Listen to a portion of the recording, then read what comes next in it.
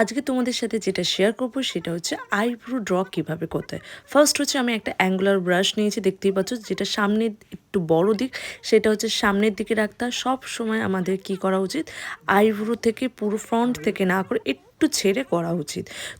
তারপরে হচ্ছে আমাদের এক্সট্রা আইব্রো কিন্তু বাড়ানো বা কমানো সবসময় কিন্তু উপরের দিক থেকে হয়, কখনো কিন্তু নিচে থেকে হয় না।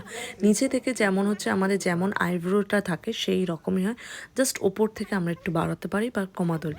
এই বাড়ানো কমানোটা কীর উপরে নির্ভর করে, এটা হচ্ছে জাস্ট কোনো কনসিলার নিতে পারো, কোনো ফাউন্ডেশন বা কোনো হচ্ছে আইভরি, জাস্ট তোমরা ওইটাকে নিয়ে কাটিং করতে পারো। তো দেখো আমি প্রথমে ড্র করে নিয়েছি, তারপর আইব্রো ক্রম ব্রাশ দিয়ে আমি ওটাকে ভালো করে কম করে নিয়েছি। তারপর হচ্ছে দেখো আমি এখানটায় ইউজ করেছি ক্রাইলনের হচ্ছে আইভরি সুপ্রা।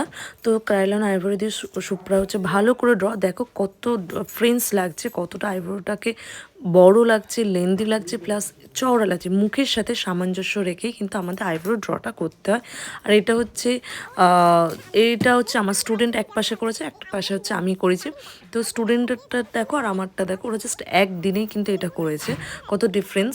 প্লাস যে একদিনেই অনেকটা সুন্দর করেছে, আর এটা হচ্ছে আমি করেছি, ওদের জাস্ট পার্থক্যটা বোঝানোর জন্য। তা আজকে ভিডিওটা কেমন লাগলো অবশ্যই কিন্তু জানাবে।